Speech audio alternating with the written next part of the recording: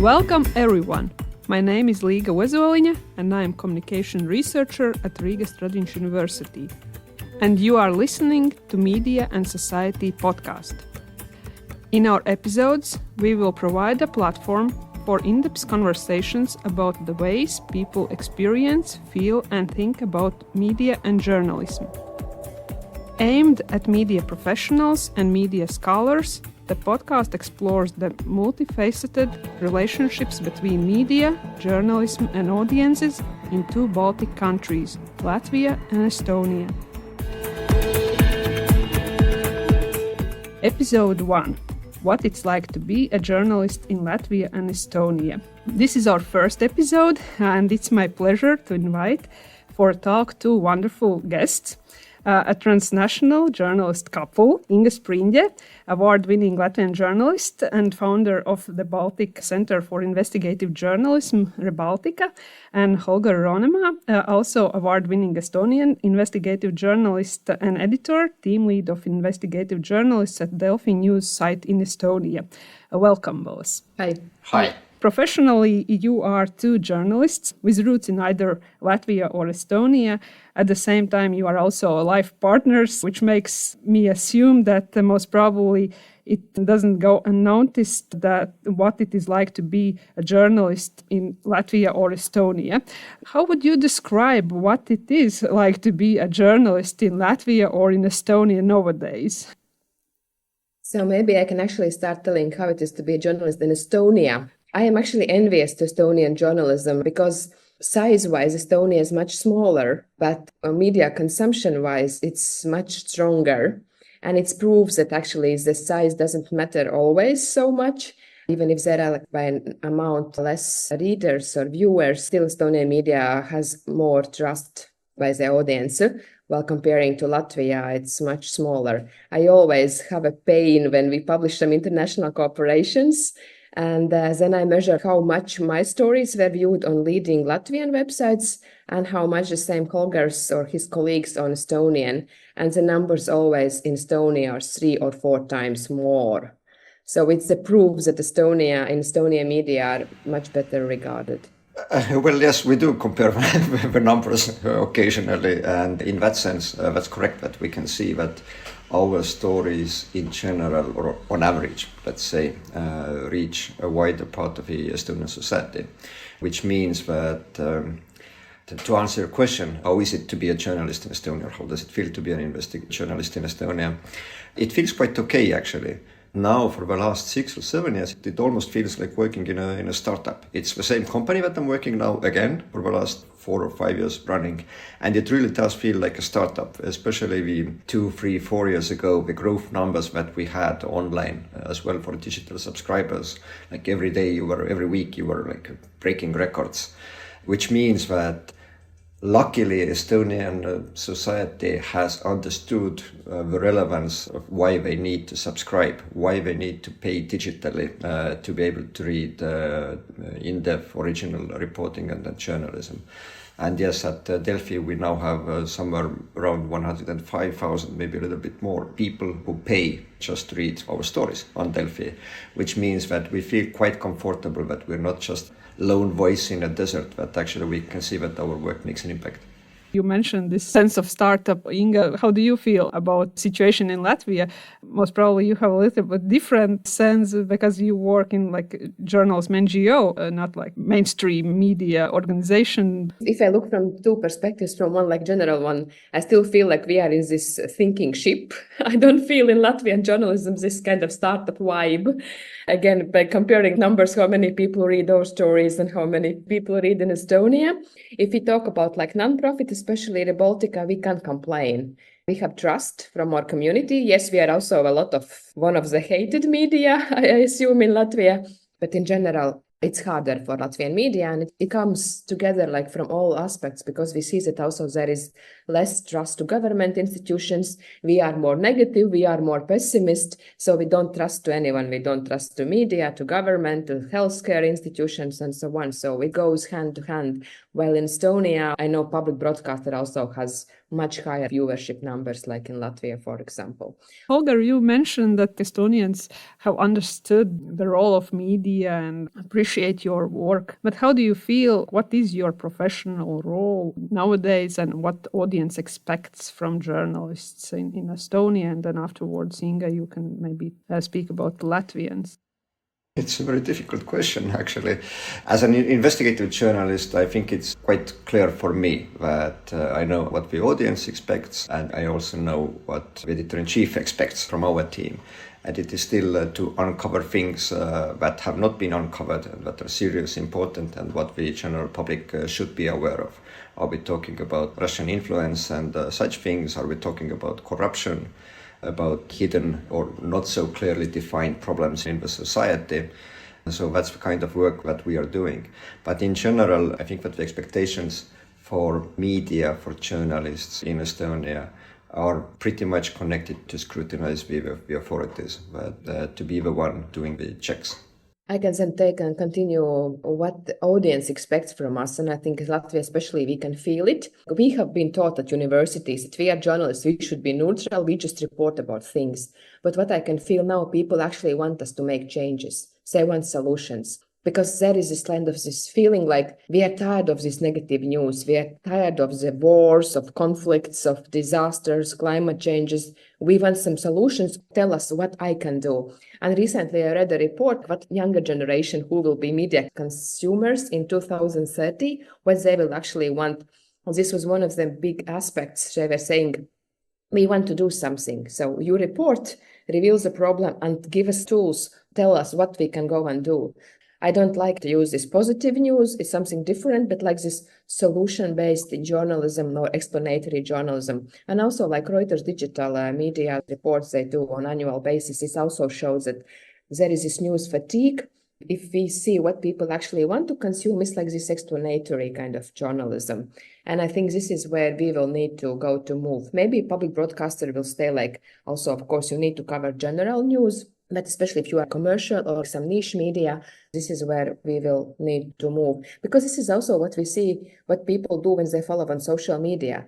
They follow either some kind of practical influencers where you can learn how to, lose weight or become more mindful or how to save money, for example, or where you learn some kind of new things. So I think this is also where journalism should go, because now also with artificial intelligence, there will be more and more noise.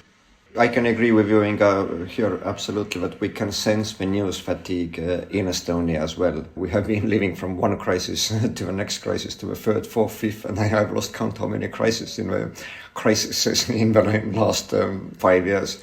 But we can see that the audience is actually tired. We can see that in connection to hard news stories, for example, that the number of readership on average is getting a little bit lower than it used to. And that's something that we are trying to figure out how to solve. And part of a solution definitely is what Inga was suggesting. But I think there is another challenge as well, that we still need to figure out how to report about the same hard and stress-causing topics so that the audience would still find it not only relevant, but they would also see that this is something that they need to be aware of, and that this is something that they can consume as media consumers. I think that's one of the toughest challenges. But do you have already some recipe in mind? So what might work? What might help to work in this constructive journalism way? In general, we need to change some angle how we actually do it. Holger, what about you? Do you have any new approaches, or your team? We have in Delfi for sure, but the work of our investigative team is a little bit more specific. I'm afraid that at some stage we are in risk of becoming these old dinosaurs who are doing things the old-fashioned way. We are trying to figure out a little bit innovative ways how to highlight problems. Sorry, Holger, for interrupting you. I think you need to mention Danske Bank's show. One of the core scandals in Estonian society over the last 10 years have been the Estonian banks, Estonian registered banks, facilitating money laundering through Estonia. Money laundering, dirty money coming from Russia, Azerbaijan, and all similar corrupt countries, and moving from Estonian banks to the other Western financial institutions, ending up in luxury properties, etc. And money laundering is very technical, boring, dry thing, topic, but it's very difficult to write about it in a sexy and engaging way. But it's very, very difficult to actually do it in an engaging way to a local audience. And the more surprised I was last summer when a playwright from Estonian Drama Theatre approached me and then said that they are planning to make the Danske Bank money laundering scandal into a theatre play. And I couldn't imagine it at all. But how would it be possible and why? No one understands about it. Yes, but we allowed the theatre to read some of the documents that we had in our possession that were the basis of our reporting. They came to our office. We spent hours reading the documents, of course, all the stories that we had done and that other journalists, other media in Estonia had done. And now, 2 weeks ago, they premiered it in Tartu as one of the flagship events at the Tartu Capital of Culture 2024 program. And it was a huge event. It was 40 people involved, or 30 actors, I think, something like that. We had a live band of 4 or 5 people doing music that integrated into the story. The story had really well been made humane. They sold out 11 performances, 550 people in the audience in every performance. They sold it out in minutes. Not in days or weeks, but in minutes. And people are writing desperately on Facebook, but how can I get? Someone please help me find a ticket. I need to see it. It's 3.5 hours, really fast pace. A lot of video integrated in there, scene by scene. It runs simultaneously as a theatre performance and basically as a Netflix series. Critics consider it one of the most noteworthy theatrical productions, again, since 2014 probably. So I think that's one of the cases where we see a different way how to reach the audience, because the people who went to see that performance in theatre, they are not most probably the general audience who would come to read our boring, dry money laundering stories. So that's a very, very, very cool example. Thank you, Inga. I'm still very impressed with this show. I also watched it. And this is why we, the Baltic, actually tried also. We showed our 4 episodes about collusion in society. And we also had this pop-up magazine, as you say, theater. But it was a bit different because we together with actors were telling war stories. So it is, again, this new kind of ways how to engage your community, reach out to these people and talk about actually. Our goal was more to show that we are also humans and how we are doing our investigations and how we feel when we are working in our job. It's kind of really Holger said very correctly, startup mode. You need to all the time think. Sometimes I'm so tired of of thinking. Yeah. I want to be all dinosaur and just do just journalism, not to think about how we will show it on a TikTok and Instagram and Facebook is shutting down everything and then someone is reporting. And yeah, but we need to find this kind of creative ways also how to show to the audience, how to illustrate the problems that we're writing about. How you do storytelling? Is it cinema, it's infographics, it's visuals, it's audio, podcasts or whatever? It's all about storytelling nowadays. And because people have so short attention span, because they are tired of all the time of these old disasters, we need to be creative all the time and think what's actually worth to do and then how to do it. But then again, is there a limit for your creativity? Because you already mentioned that sometimes you feel so tired just to think of the new ways how to talk about your stories and investigations. I think creativity is one of the scarcest resources that we actually have. It's very easy to fall into routines, and that I can sense that in our work actually as well, that we need to engage the audience, but if we want to also have a classic impact, we still need to keep that boring part somewhere as well. I was thinking about this creativity.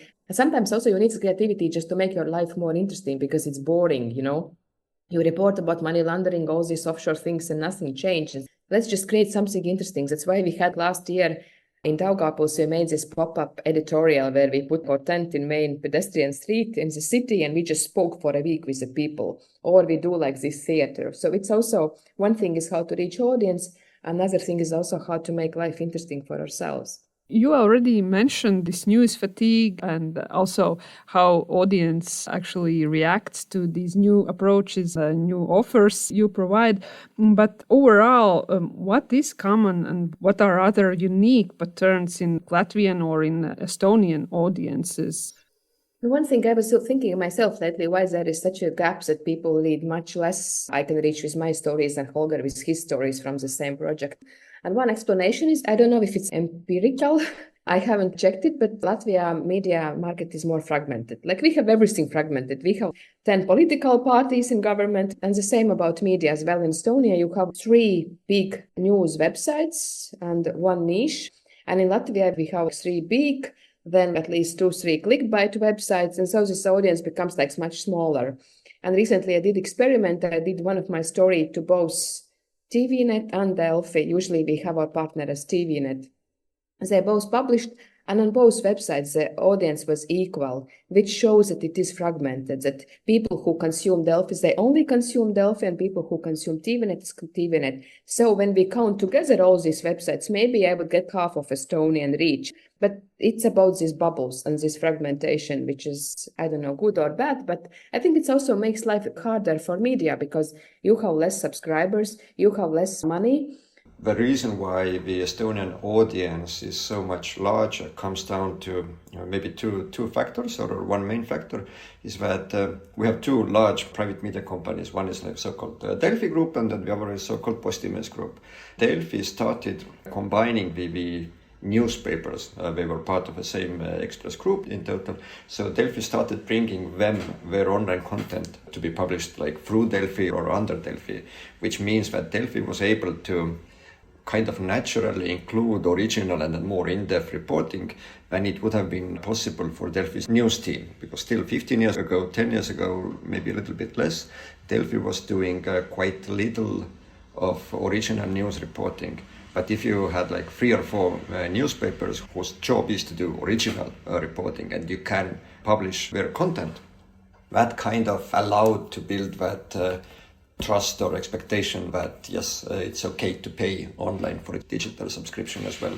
And on the other hand, what Postimees was doing, that Postimees had the largest newspaper in Estonia, still has Postimees, maybe it's not the largest anymore, but it also has the local regional newspapers, and then they were able to build that into large online publishing through Postimees. So that's the 2 pillars that brought together the audiences, and then makes the audiences larger in Estonia. But you had that possibility, you had that legacy, good legacy coming from newspapers, and then you were able to turn it into a digital audience.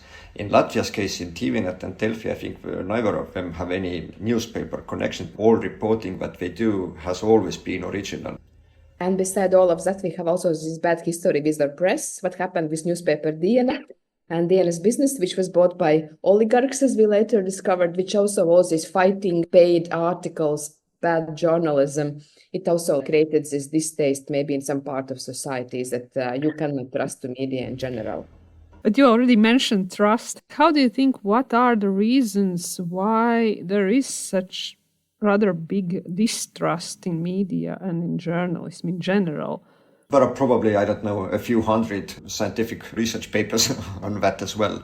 There are so many reasons, starting from the social media platforms, which have dominated for the last 15 years and then have turned into increasing dominance with all their algorithms. When there was this gap that I told you about, this, when people were not willing to pay for online subscriptions for classic media.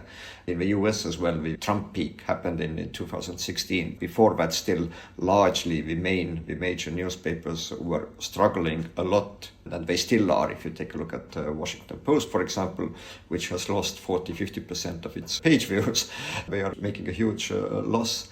So social media for sure is, I think, there is general this polarization in the society. We can see the rise of populist and far-right parties whose one of their key strategies is to criticize or to make fun of and attack independent media, for example. It's a deliberate way how to cause polarization. Of course, you can always say that it's a question of N versus egg, that which was first, was it the chicken or the egg, that which caused the polarization and so on. But yes, as well from Delfi's perspective, I can say that 10, 15 years ago, for sure, after the financial crisis and during the crisis, when the paper circulation numbers and subscription numbers were falling quickly, we didn't have digital subscribers coming. We also had a journalistic lapse of quality at that time, because when every older, more experienced reporter that you lose who goes out of a business, you need to hire someone straight out of university. Inevitably, be as good as perspective as we are, but inevitably you will still have a period where the quality can't be assured as well. You will not have as good sources. You will not have as good historical memory of things, and you know how it goes. So I think that also left a gap. I can propose some solutions potential or like where it might go. So one thing already actually we mentioned is changing focus, how we produce storytelling and more like kind of this solution based of stories. Then I think also we as journalists still, I'm talking it about for years to my colleagues, they are pissed off of me. We need to tell more actually how journalism differs from social media or from other information sources. And now I'm stressing professional journalists because people are asking, but neatkarīgā rīta avīze wrote this and that. People who don't know, it's very clickbaity, I would say even far right website in Latvia. And people don't understand what's the difference between like LSM, public broadcaster, on this clickbaity far right news website in Latvia. So we need to explain and educate ourselves. And another thing is we also need to follow this social media trend and show journalistic faces. We need to tell how we work and show our faces. I am subscribing now New York Times, but a long time before I was consuming it only on Instagram. I can see how they are promoting. There are more and more videos about the news stories coming out. There is a court case about Trump, journalist stands in front. It's still like print, so it's not like TV program. I was left thinking about showing our faces, which is something that we also try to do, but still that Delfi has a very wide audience. More than half of the Estonian population are regular readers of Delfi, but still when we do something really notable, we try to get to our media as well. We like to ask public broadcaster if they would have us on their evening programs or morning programs or radio stations, etc. So we still try to reach as wide audience ourselves as well, and that's the case where reporters going to talk themselves. Sometimes you do an investigation and the more interesting thing is to talk about how you did it, and that's what you will not do in your own story, but maybe what another radio station will ask. But you did that investigation about money laundering. Tell me, how did you actually get the data? How did you get the information? Where did you find the sources? And then you talk as much as possible. Of course, you can't reveal everything. I think it's something that we will continue thinking, and it's again about creativity. And a lot of journalists are very shy, especially people who are in press. They don't like to show their faces or hear their voices. And sometimes we need to take that extra step to push ourselves out of a comfort zone and actually show us more to the audience. What I feel that this prestige of profession is rather damaged somehow, because even in university we see that potential students, they are not so many anymore as it was like years ago. I have a good example. Last month we needed to hire a new fact checker, which is a very difficult job. And fact checkers again are some of is the occupation inside journalism, which is publicly like ridiculed, harassed the most. I think so. It's a very tough job. And I have never been a fan of public competitions, but we announced a public competition that we are hiring a new fact checker. And I've never been as amazed by the results. We got 31 applications for the job, and out of those, we invited 8 people to a conversation. And I saw that we would have needed to invite at least 2 more. But like the list went too large, but to have like 10 job interviews was a little bit too much. And the quality of people who applied, it really surprised me. And they were not only people with a journalistic background, but many of them are coming from international relations, history, and so on. I can sense that the prestige of a profession has actually grown quite a lot in Estonia. Globally now, the profession journalism is like historically low. The trust to media and consumption to media in general is very low. What I'm telling to myself, I'm again going away a bit from your question, but maybe we don't need to reach like huge audience, like at least in Latvia, but if we can reach those people who are the ones who are actually doing things. So maybe in this case, it's not about how many people we reach, but like who we reach. And if this, 500 or 10,000 who read this story, if they are the ones who are active and who are actually changing something, so maybe we need to focus more on work with these people instead of like trying to tell general audience that, you can trust us and we work professionally and deep state or Kariņa Levita regimes is not paying to us. Just need to do your job as good as I can. That's all what I can do. Don't you think that in Latvia, sometimes those who believe and who trust in media and in professional journalism, they do not step up and they are silent when those couple of very noisy people are telling how bad are journalists? When Estonia had a previous president, I also liked how she stood up publicly saying, we have like 3 problems main in Estonia. One was something related to security. It was before war in Ukraine. And another one was domestic violence. And third one, online harassment toward journalists and other public people. I've never heard in Latvia when high-level politician would stood up and say like online harassment is not okay. Instead, I can see that politicians themselves are doing this. Of course, in Estonia as well, politicians are attacking publicly, and it's becoming a cool trend, like how can I say something sharp and rude to journalists? It's very normal. But I don't understand that by doing this, they are also diminishing trust to themselves as well. Because then general people are like, oh, politicians are bad, journalists are bad, everyone is bad. And this is where this news fatigue is growing. Instead of some constructive way of approaching things, we are just disseminating everything is so bad. And in Latvia, I think it has reached some critical level. You go everywhere and everywhere is this huge pessimism. We don't believe, we don't trust each other. We are just looking for a guilty all the time. And then we don't reach any kind of goals. Regarding like trust to journalists as well or to media, I remember a few years ago, the current editor-in-chief of Postimees, I don't remember if he was at that post that time already or not, he wrote a column where he said that no one is afraid of journalists anymore. And then that caused a little bit of debate that do people need to be afraid of journalists or who would need to be afraid of journalists? But now I can see that his point was that like no matter what journalism media writes or publishes, that it doesn't change anything because the parties don't care, the politicians don't care, they just continue and go on. But now the last few years I've seen that actually they do care. Of course they will always be attacking and accusing media of unprofessional and being too general and not going deep enough and not having historic memory. But that comes with our job as well. And that's to some level it's quite normal. But I think that they actually do care about what media is doing. They feel that public criticism is a driver for change and then for impact.